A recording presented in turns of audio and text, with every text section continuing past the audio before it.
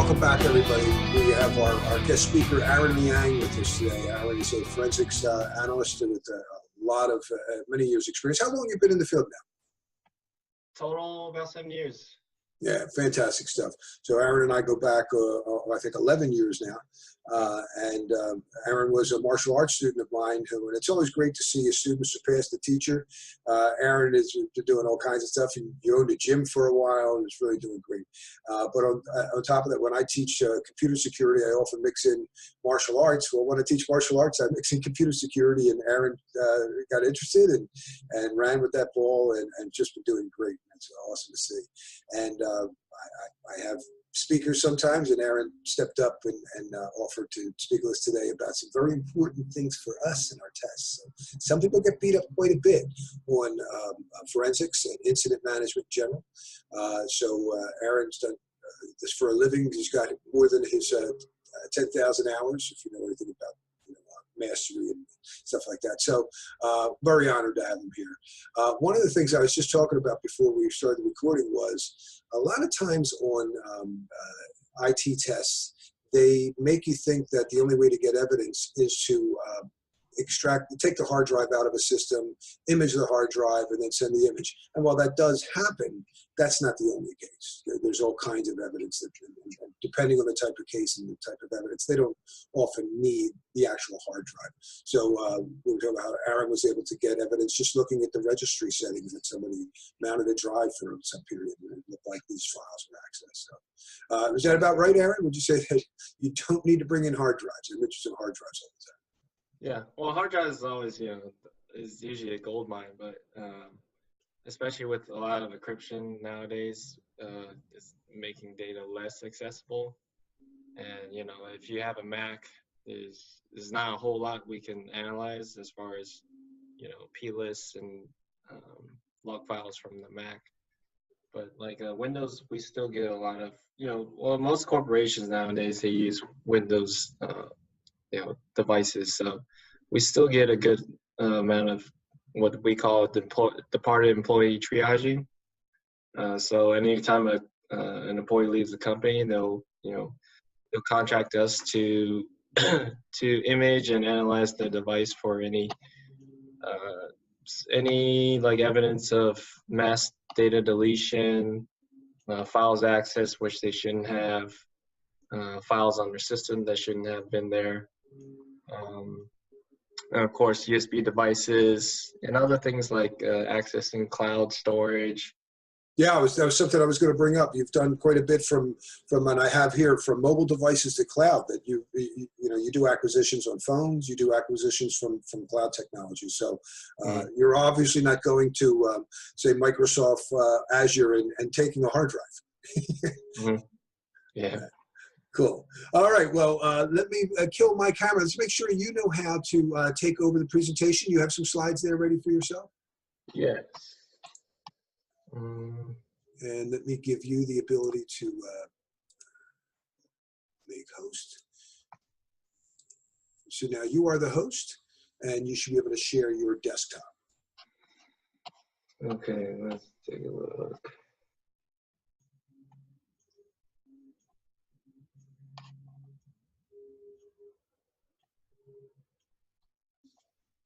And we would have had this worked out until Aaron realized he had some exciting things happening at his organization today. So we got a little late start. Yeah, there's always new things popping up. Let me see. See a control panel, the thing up there, and something about share. Yeah. Okay, share.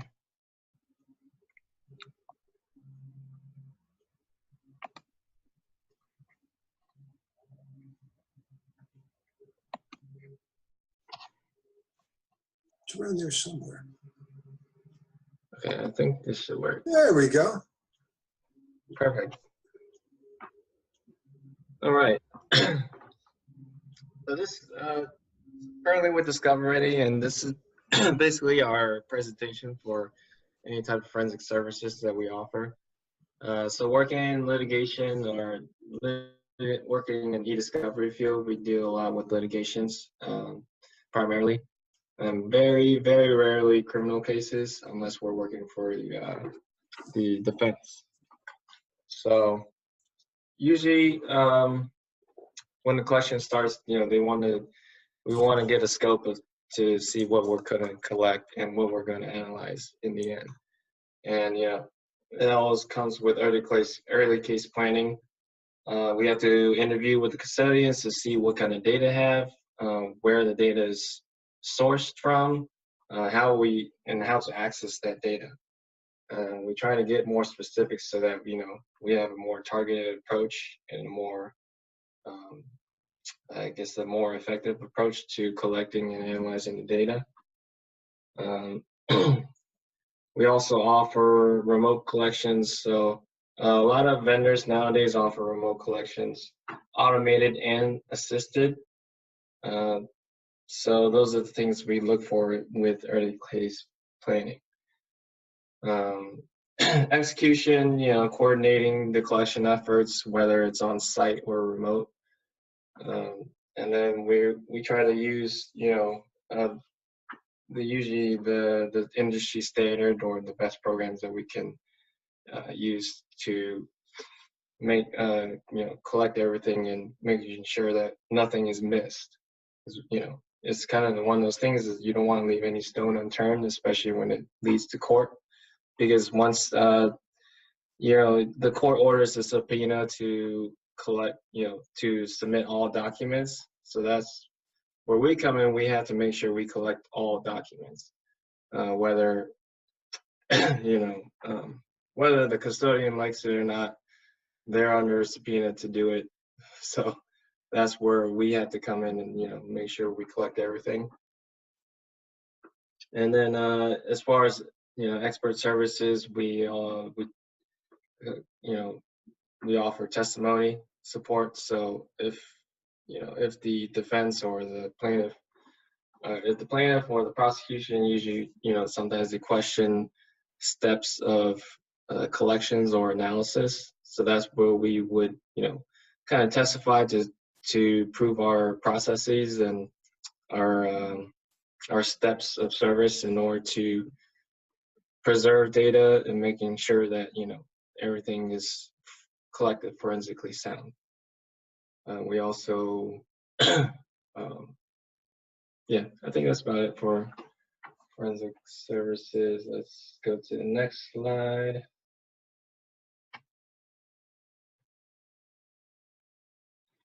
All right, so these are type of forensic investigation capabilities that most vendors offer, not just Discovery, but some of the things that we were talking about earlier, the deletion analysis, that's always a big one. Depending on, so deletion analysis will depend mostly on unallocated space. What we can recover from the unallocated space is, what we'll end up providing to the client as far as results. A lot of people, when they leave the company, they tend to, kind of clean up shop and like making sure that they don't leave any personal things behind. So we look for things like, if they have files that they shouldn't have or shouldn't have had on their system, those are the kind of listings that we provide. Some of these files, more times than often not, they're already overwritten. So we can just provide a listing and kind of like a ballpark figure of like their last modified dates. But we cannot determine whether, I guess, when they were deleted. But they do end up in the recycling bin. The Windows recycling bin, they also basically once you delete a file, it renames it to it's like a $R file. So it gives it some kind of unique identifier, and the inside the registry, the recycling bin also keeps a record of when that file was sent to recycling bin, and also where it was originated from. So those are some handy things that we can do for deletion analysis. Anti-forensics, this usually deals with programs that they install that friendly to, wipe their systems and stuff like that. So, some of the more common ones are like CCleaner. I mean, I have CCleaner myself, but I don't use it for anti-forensic purposes. I just use it to clean up my PC every once in a while of junk files. But people tend to use it to, once they delete their files, they'll clean up the unallocated space just to, wipe any traces of deletion. I want to interrupt there. Dan Maggart, he had introduced me to a lot of this field, and he told me that often is a useful piece of evidence. He said, I forget what was big in those days. When he told me about like 2001, he said, just the fact that they had that tool seems suspicious. Is that a company tool? Why is that on a company machine? So that alone was good evidence. Right. It's just like, if you're basically, it shows that, you're actively doing something to clean up your system. And a lot of times people will like install it, then uninstall it. So a lot of times they don't clear up their registry. So sometimes we can still find traces of anti-forensic programs within the registry, even after they uninstall it. Yeah, and now we have a question from Javier. He wants to know, what kind of tools do you use? I think I could answer that. A lot of different tools, right? Oh, yeah. But probably access data and Encase are two of the higher used ones. Yeah, definitely. So access data has a really good registry viewer.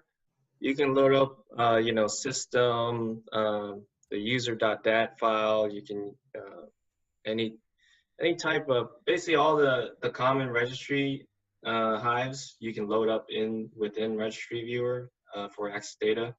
And they actually have this cool thing called common keys. So if you don't really know the registry that well, you can click on the common keys button. It'll show you some of the more often not go-to keys within each registry. So that's one thing. Was my favorite thing about working with the access data tools. Encase, it's a little, you kind of have to know what you're doing in order to work with Encase, because you would have to, Encase doesn't have like a separate registry tool, so you would have to go to the individual registry files and then what they call a view data structure. So, and it'll break open the registry file and kind of show you the file level structure, the folder level structure of, within the registry hive. Now I haven't touched those in years, but I remember one of the great things about access data was you would mount a drive, and it would take a long time. It would index all of the evidence information that it could find. But then when it was done, it would immediately point out to you, these were deleted files. These are files that were mismatched. They were JPEGs that somebody renamed a DLL or something like that, and immediately point those out. Where with Encase, you could get right to work, but as you said, you had to know what you were looking for. So is that still true? Yeah, it's still true. Well, access data, you can actually do the same. So you can do like, sorry, it's been a while, because most of the companies I work for so far, they're Encase shops, so I haven't really worked with access data for a lot of analysis. I usually go to their registry tool to work on the registry, because Encase doesn't have that.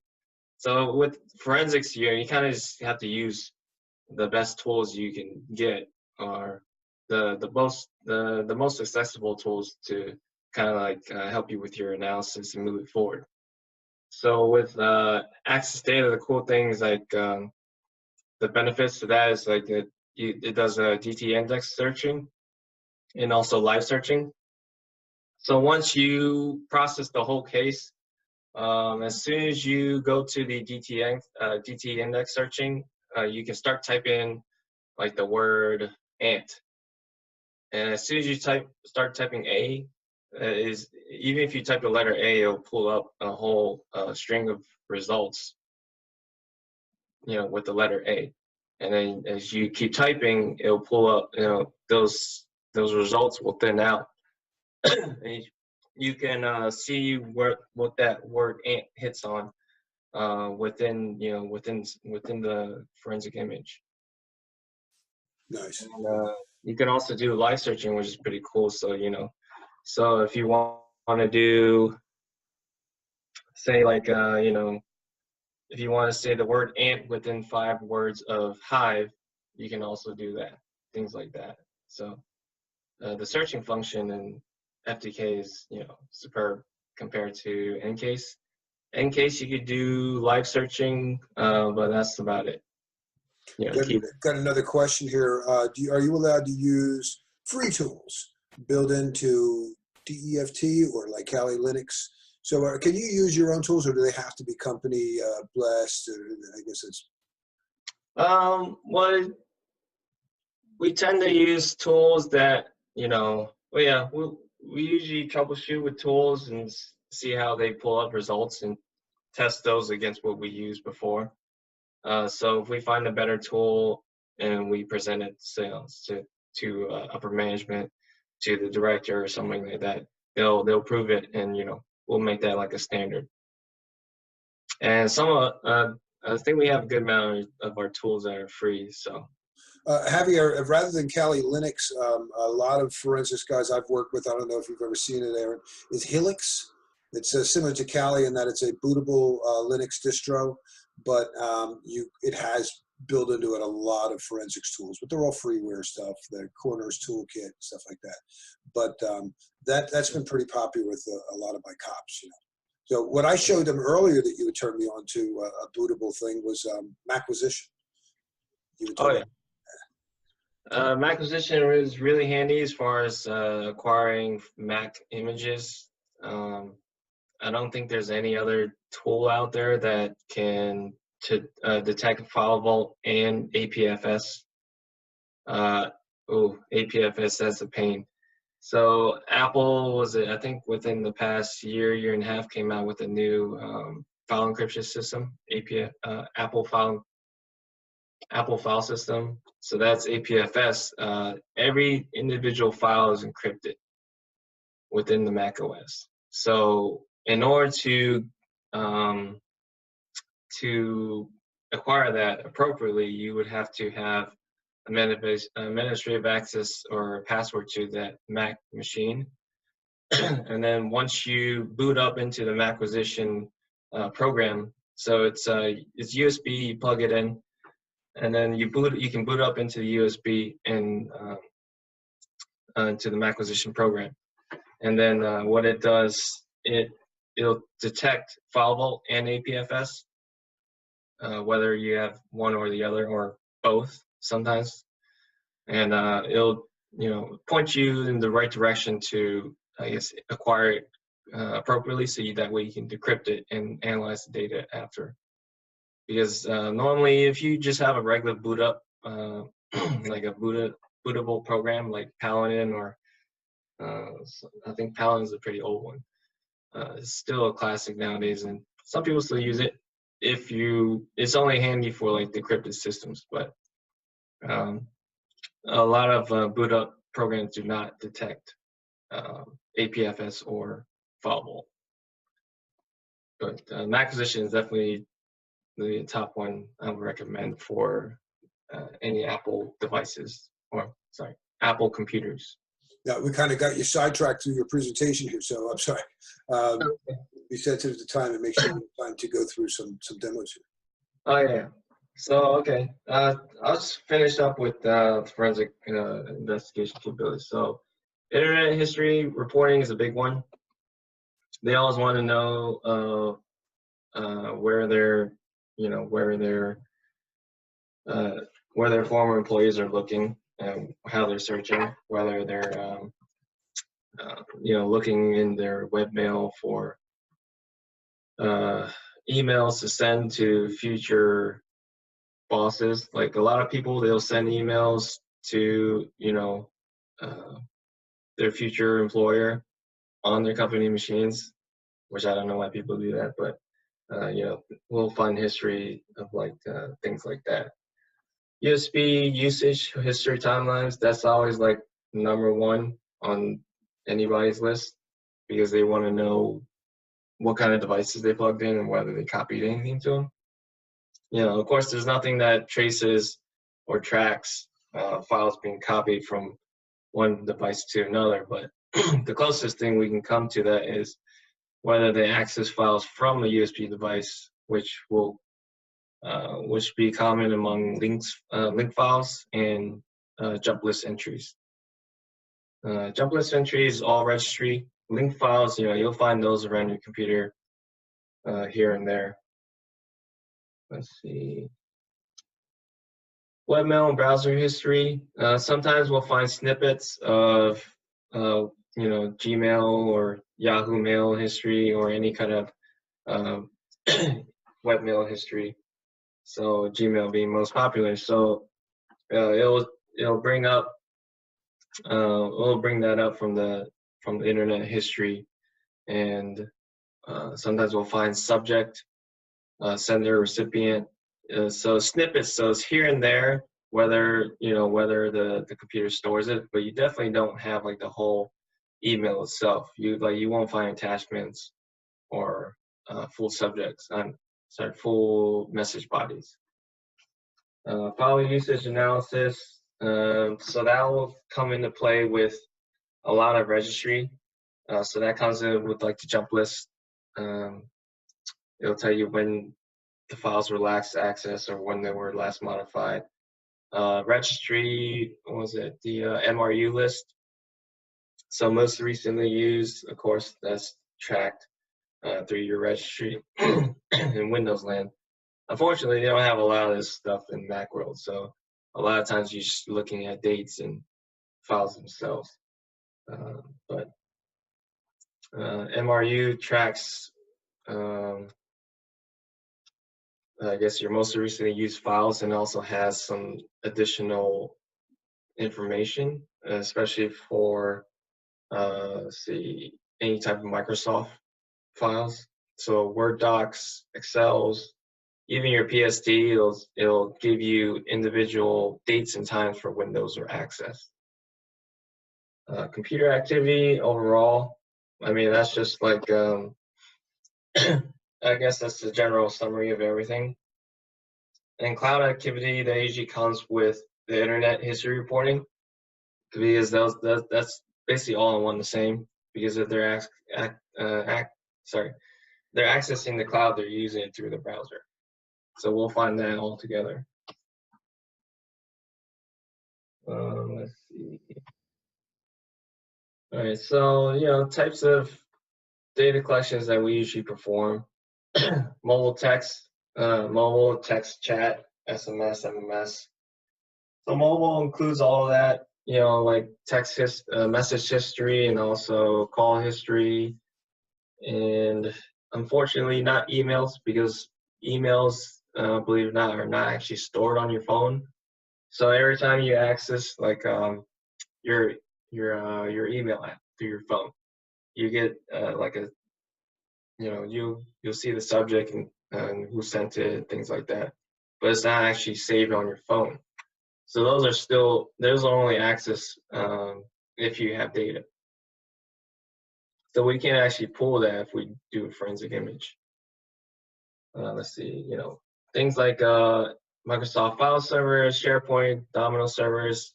Those are, a lot of litigations deal with multiple people and communications. So emails, correctly collecting from their email service is always a step that we always, approach with the client to see how to collect those. Front office, back office. So one other thing is pretty popular nowadays: CRM software, customer relations management software. A lot of that is cloud. So generally we would gain access or ask for access from to their servers or their customer portals in order to export reports if needed. And yeah.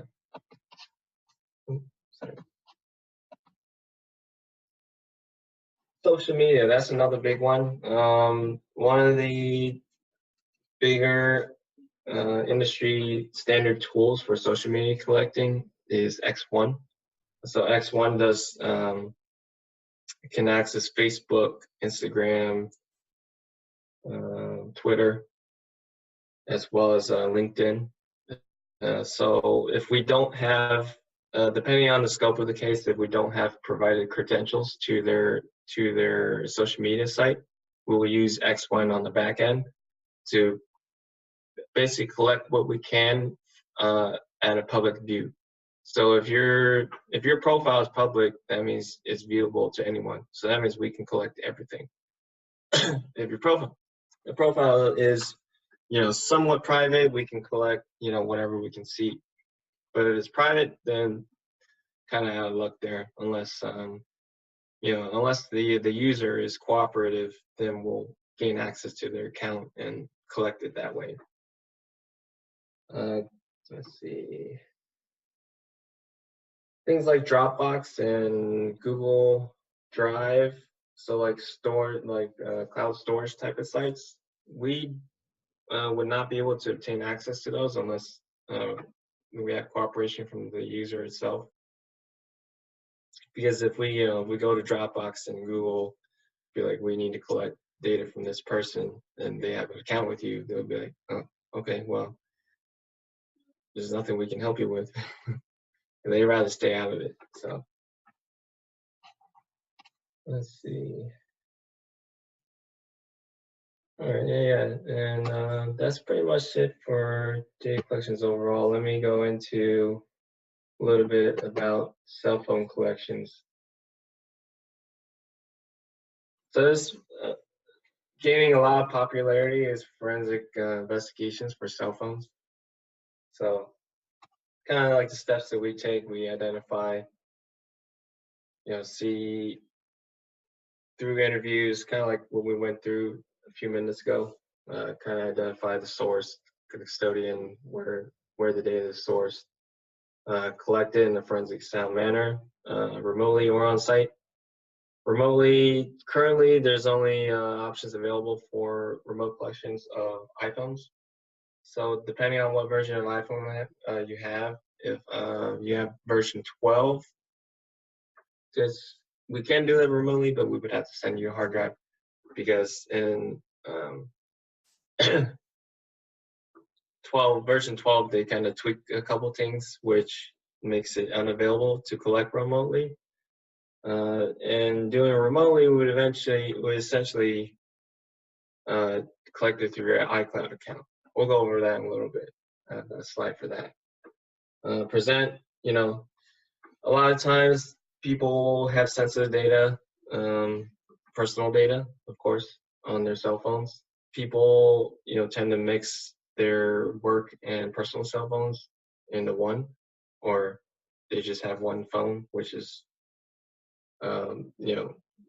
people receive, stipends from your company to pay for your phone bill. So, I see it all the time. People get company phones and they figure, why should I have my own phone? I've already got an iPhone from the company. And then they wind up doing all kinds of personal stuff on it. Oh, yeah, all the time. So next was a review. It's kind of like, attorneys will review communications between so-and-so after we present it. So a lot of times we have to filter down between contacts and numbers that they think is relevant, and then of course produce it. Whether they,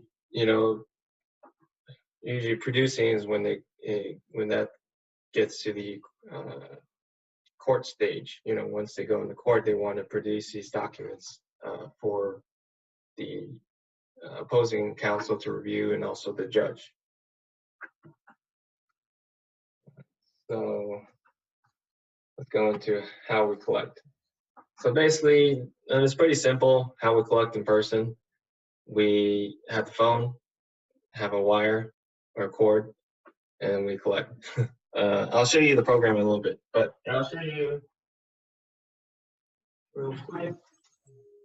Actually, we got a comment here. We were talking about the question of privacy on a corporate network, and I said, depending on the case, typically while the you know, you're in the military, you have no expectation of privacy. The company could read your email.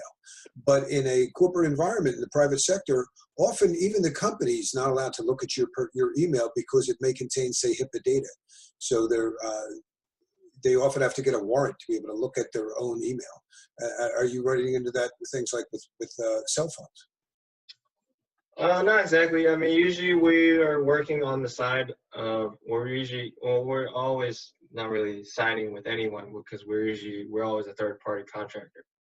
So, you know, whether the opposing counsel hires us to do the collection or, you know, our attorneys hire us to do the collection, they always have to get approval from their client at the end of the day to collect this data.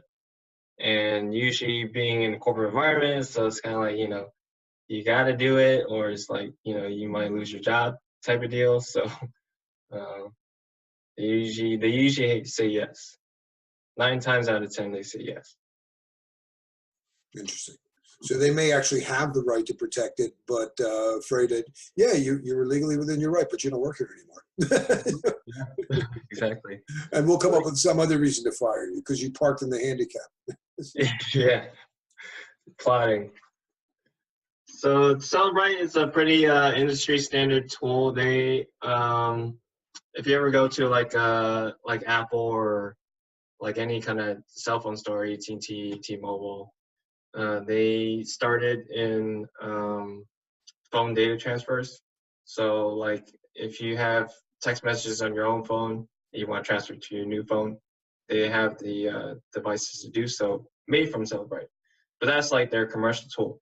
Cellbrite is their forensic brand, where they basically, here, I'll show you my wire kit.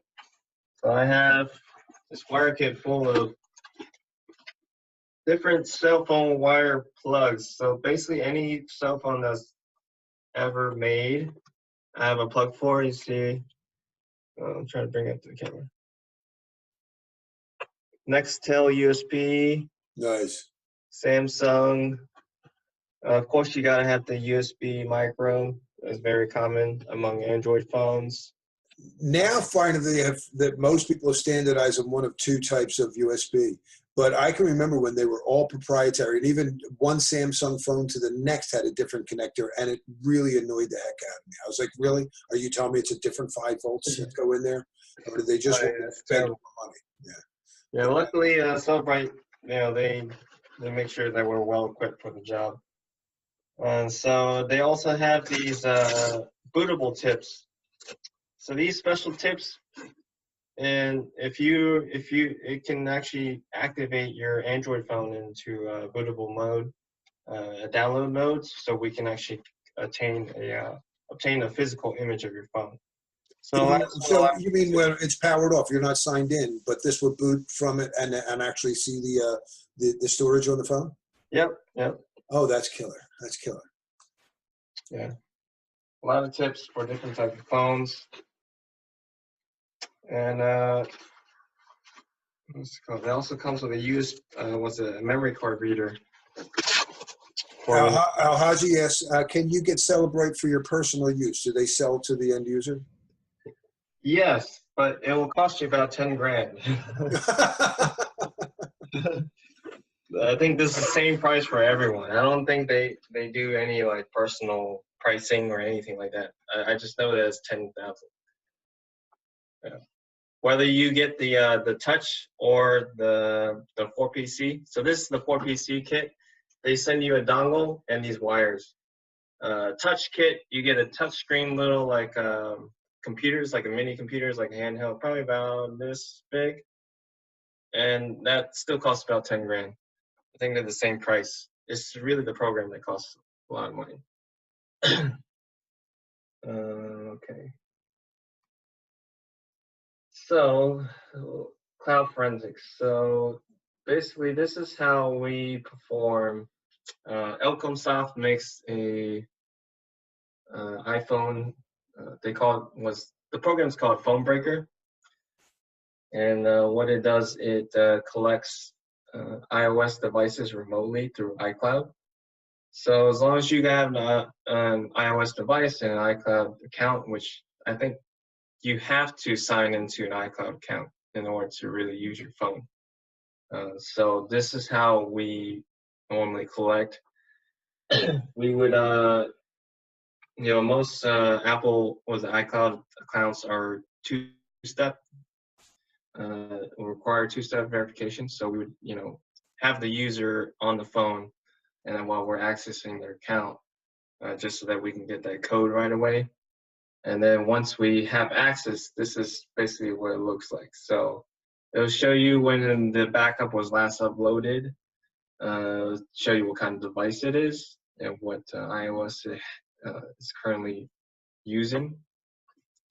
And also iCloud keeps the 3 most current backups in iCloud, because the rest of them, you probably don't want, or they don't want to keep, because that's just more space to take up. But yeah, they keep your 3 most recent backups within iCloud. And right now,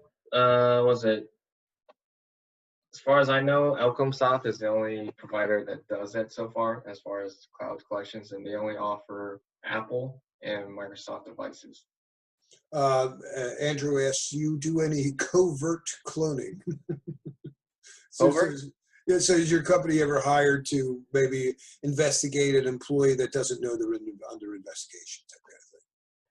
Yes, at times, but for cases like iCloud, like collecting through cloud, no, we can't do that without the user's consent. Well, because of the two-factor. Yeah, because of the two-factor, and plus, even if you have a company or corporate provided phone, that iCloud account is still personal, because you're buying apps and things like that through your personal iCloud account. Sure, that makes a lot of sense, and that goes back to what we were talking about, expectation of privacy. Earlier, yeah. I guess.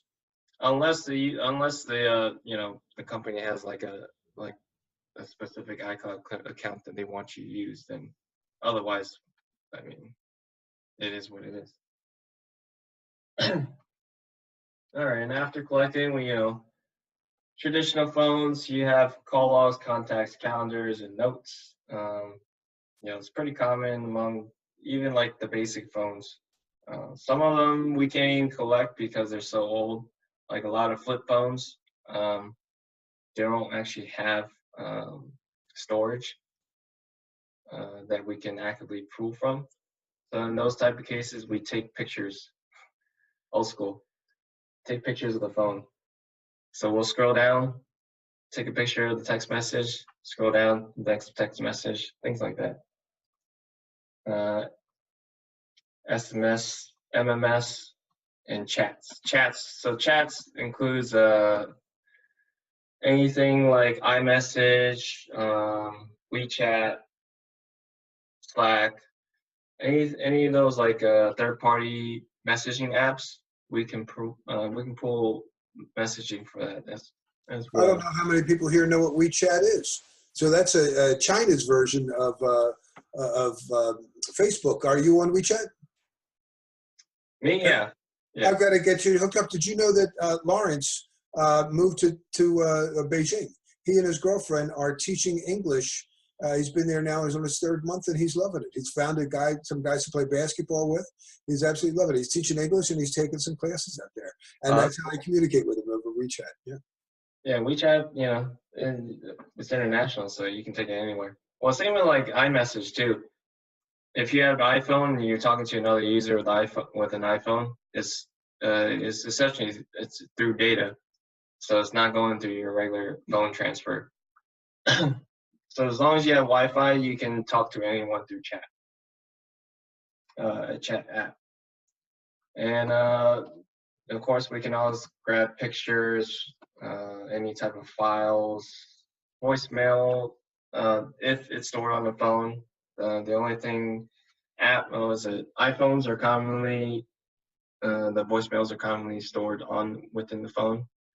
I know Android phones, they're not saved to the phone, so those we wouldn't be able to grab. Internet and app databases. So any like supported apps that Cellbrite supports, we'll be able to parse out information for. If not, there's, if not, then. In your test, you might see that as like a data carving, right? A data carving is when they can take like fragments of files and realize that this is a PPT file or something like that. This is an MPEG file. Hmm. Well, I mean, data carving is not really common with iPhones because or not iPhones overall, but cell phones overall, because you're more than often not only grabbing a logical image, which is just the database that the information is stored on. So very common with cell phone data is a lot of the things are stored in SQLite databases. So SQLite databases is a first in, first out rule. If you delete something at the top, whatever you message after that is gonna push it out, So first one out first one in, first one deleted is the first one out. So it's commonly, you'll see that with like text messages and even chat messages as well. If they're deleted, you'll see snippets. Sometimes the subject will be missing, or sometimes parts of the message will be missing, along with sender, recipients, and dates. We can, see what kind of installed applications there is on the phone, internet history, although it's not very common that we search that because people, a lot of times with litigation, they're looking for communication history. Device locations, I had a case that they were looking for whether this person was here at a point in time, and unfortunately, it usually only records locations. Say, like if you take a picture and you geotag it, that will come up in your location history. Or if you sign on to a Wi-Fi router, at the local Starbucks, it'll grab the location of that. So, like if you're just randomly walking around the street, like your phone doesn't capture that location. So it's only like specific events that lead to locations, just like, pictures or Wi-Fi. Passwords, a lot of times they're encrypted, so we don't really get passwords. It'll show you what you have saved passwords to, like what specific apps or, different sites you have saved passwords for. And search items, things you search for on your phone, and of course, like a timeline of everything. So that's the cool thing about Cellbrite. It compiles everything into one enormous timeline, so you can see what this person did from, Monday at 2 o'clock to Tuesday at, 5 o'clock. Okay, we've got a couple questions here from Mahaji. He said, what about the career data, and would that show your location at a point in time? Career data, what's that? Yeah, what is career data? I thought maybe you were going to know when I was the odd man out there. Oh, carrier. I'm sorry. Carrier data. Oh yeah, carrier data. Yes. So normally, so Cellbrite does it gives you all the device info. So it'll give you IMEI, serial number of the device, carrier, all kind of like a summary page at the very beginning. Whether you print a report or whether you open up the image itself, it'll give you that information in the very beginning.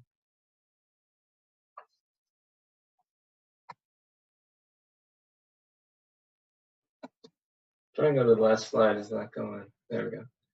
All right. And iPhones probably had the most supported apps because, I think 50% of the global market are iPhone owners. So that's what they do the most support on. I can tell you the truth now that they're kind of lacking in the Android department, which is second most common. But as far as iPhones go, anything that you pull up in the chat history, you'll get like WhatsApp, WeChat, Viber, sometimes Facebook messaging. So that's the cool thing about acquisition of iPhones. You get a lot of information if we're allowed to access it. So that's about it for some presentations. And you had some stuff on cloud you were going to discuss. yeah. So I'm sorry, someone says there's also an option in Android that it's usually checked that allows Wi-Fi to scan for open Wi-Fi even when it's turned off. So you're saying that when you turn off your Wi-Fi on your Android, it's not really totally off. It's just not actively sending anything, but it could passively potentially still determine if there's other Wi-Fi. Is that your point there, Javier? To improve location accuracy. Oh, interesting. Oh yeah. Yeah, I've seen that function with I have an Android phone. Yeah, and sometimes I notice that the Wi-Fi does come on. With that, you kind of have to go into settings and turn it off permanently. Because if you hit if you do the drop down, it only turns it off temporarily. Okay, so yeah, Larry wanted to go a little more into cloud forensics. So one big thing with cloud is what a lot of businesses are using nowadays is Office 365. So Office 365, they allow, they have a, what's it called, protection.office.com page, which is a security and compliance center, which allows for search and investigations of mostly, email, SharePoint, email, SharePoint, those are the two big ones. I want to give you credit, by the way, Aaron. I don't know if you remember this, but you used to do some service for, I forget what the shop did, but you set the woman up on O365 for something. You're the person who turned me on to Office 365 all those many years ago. Oh yeah, it's very common for businesses nowadays. Oh, now it's huge. Now it's huge. My next speaker is from Microsoft, and she's going to be talking about O365 and Azure. She's mostly in the back end. And for you test takers out there, O365 is their software as a service thing, and Azure is their infrastructure as a service platform. And the funny thing is, they don't all work well together. Those are two separate groups, and they're doing better to tightly integrate those. Mm-hmm.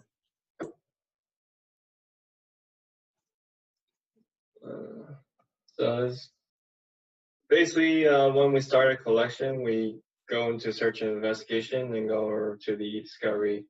So these are screenshots of a white paper I did for Office 365 collection. So can't really highlight anything, but I just point for you. So e-discovery, that's usually where we go to. And then once we get to the screen, we can start a case. We can create cases and kind of like specific to what we're looking for, whether it's email or it's which is the most common, and anything with SharePoint. So it's kind of like an intro. And Aaron, since I know that e-discovery is definitely a topic that shows up with a CISSP exam, why don't you, in a nutshell, just describe what is e-discovery? E-discovery. So if you're not familiar with this, what's called the EDRM spectrum that's like the whole life cycle of e-discovery. So EDRM stands for e-discovery reference model. E-discovery reference model. So you can actually look that up. I'm pretty sure you'll find like the whole scale of probably more in-depth description of it. So I'll just do like a brief overview. So EDRM starts from, collection stage. Where the data is coming from, that's where guys like me come in, we'll scope it out, see what there's to collect it, and then we'll push it through to, it'll kind of leave our the forensic side and go to the processing side. So processing, we're usually dealing with like, lots of data sometimes. Things have slimmed down a little more, but like I think some of the bigger projects we've handled terabytes and terabytes of data, where they're just processing. I think just a lot of data. Yeah, it's like it's $50 per gigabyte for processing. So you can imagine how that stacks up.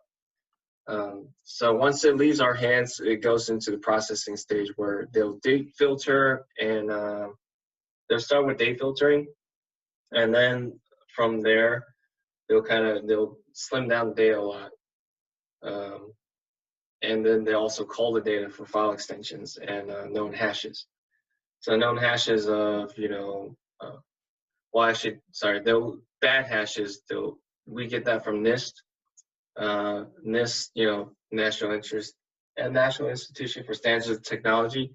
They always they provide hashes of, I guess, known bad hashes for like files that are not common or files that are not really with bad MD5 hashes.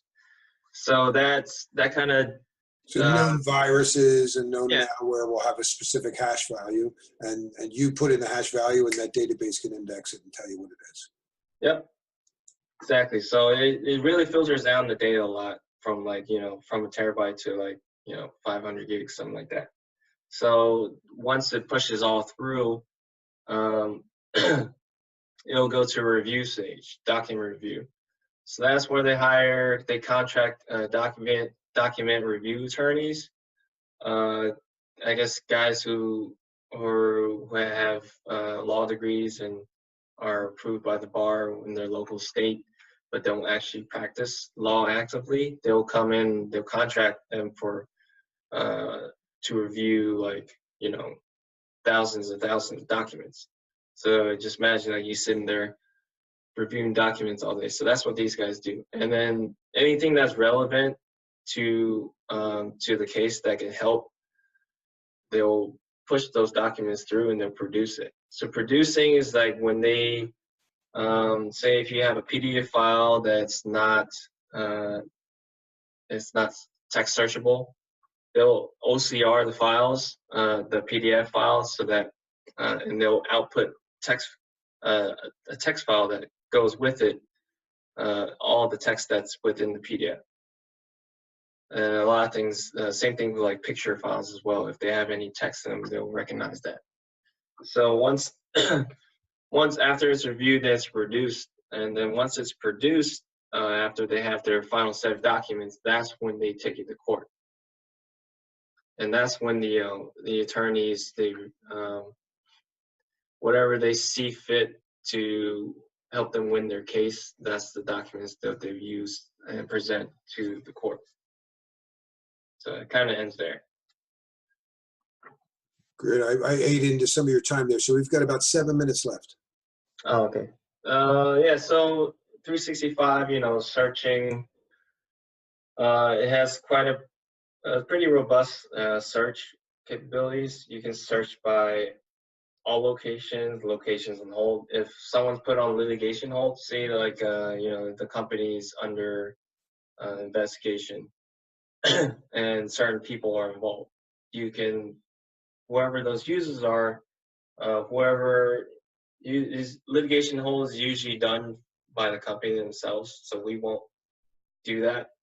So if someone's requested to have their files put on litigation hold, that means they can't delete anything, they can't they can't move anything around. So they'll put their files and their emails on litigation hold. And we can actually search for those users who are on hold.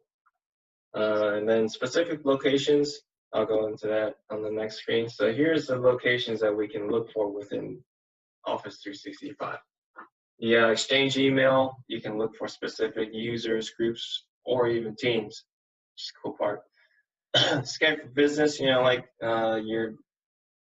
don't know if you guys use Skype or Link more commonly.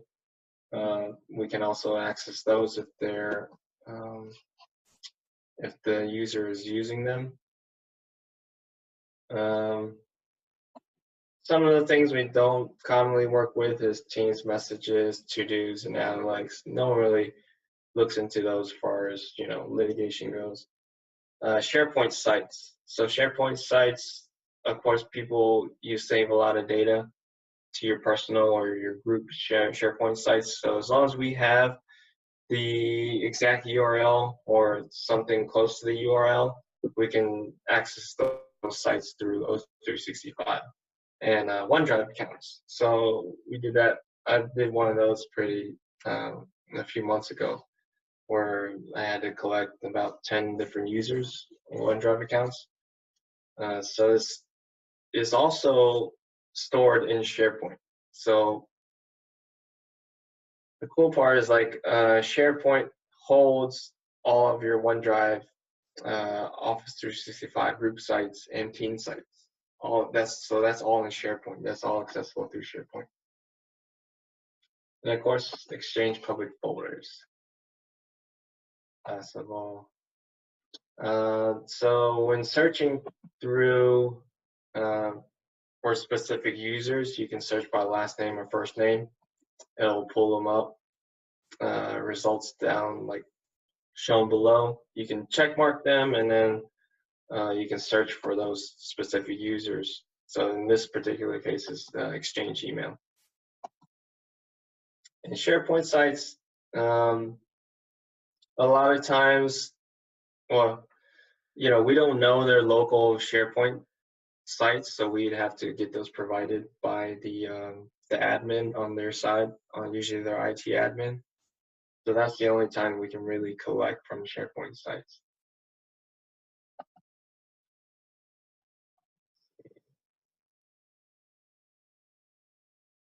So we went over that SharePoint. So some of the conditions that you can set within your search, and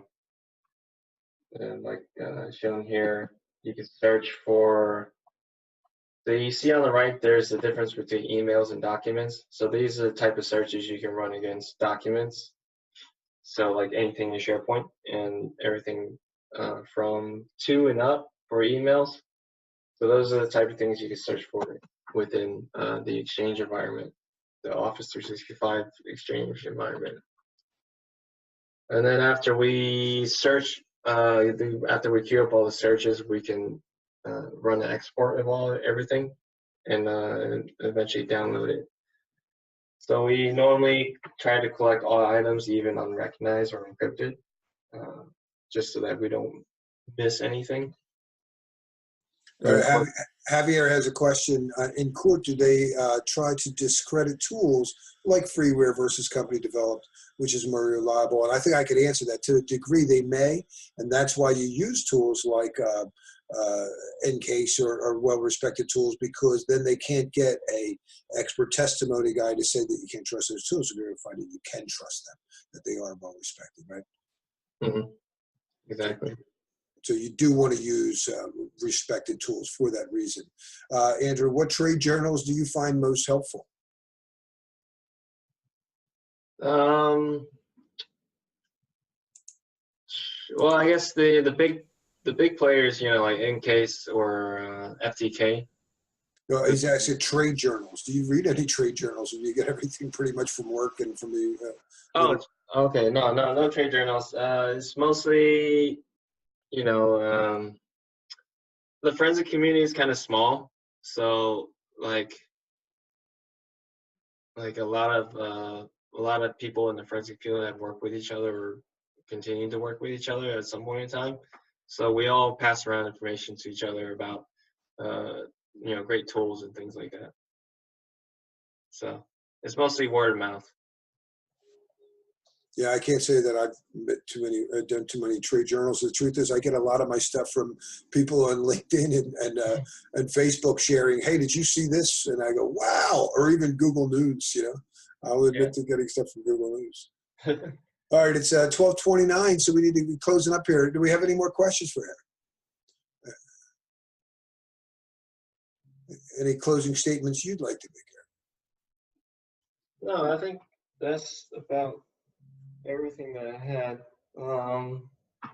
Have you guys ever have any questions about, forensics or, how to, I guess, steps to take for a forensic investigation? You can always, if I don't know. How would they hit you up? What address should they use? You guys can use my current email, my current work address. It's aaron.liang@discoverready.com. I don't know if, can I type that? Yeah, you should be able to type that in your chat box there and make sure you send to everyone. See that? And while you're doing that, I just want to thank you very, very much for making the time. I've been very appreciative. And I know that, as I said, some people get beat up a lot on incident handling, things like the chain of custody, just what is e-discovery. These things definitely show up a lot on the exam. So. Yeah, it's like making sure you're, it's always CYA when it comes to forensics. You never want to leave any stone unturned. Because if you ever go to court, the prosecution or the defending lawyer will, they'll pick your testimony apart. So you also have to make sure you have everything set. Warren Cruz, who wrote the book Computer Forensics, taught me that the top 3 rules of forensics are document, document, and document. And I remember when you started in this field, I told to the students that you said, I thought it was going to be a lot of technology, but the hardest part was documenting everything. Yeah, it's a pain. But that's that documented chain of custody. Collection logs and media acquisition forms. People generally have come off of media acquisition forms because collection logs have all that same information, but you can put more devices on it. So media acquisition forms are kind of a thing of the past. I got a dopey question then that shows up on all CISSP stuff, and I wonder how current it is. They tell you to maintain a collection book for every case, and that they prefer that it's that stitched up composition style book where it'd be obvious if you tore out a paper. Do people still do that? Not that I know of. no one that I work with. No one that you know work. I didn't think people were still doing that. That's great. You may still, guys, you bump into that on your practice test. I don't know if the ISC score still thinks that's true, but that was certainly true a few years ago. All right, well, we're ready to take a break. Aaron, thank you again. You're welcome. I should be able to take control over myself.